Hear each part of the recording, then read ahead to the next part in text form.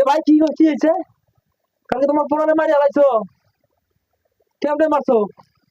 ও খেলা খেলে না, খালি আগার মার্কি ঘরে ইয়ে করে না, পড়া করে না, লেগে মারছো।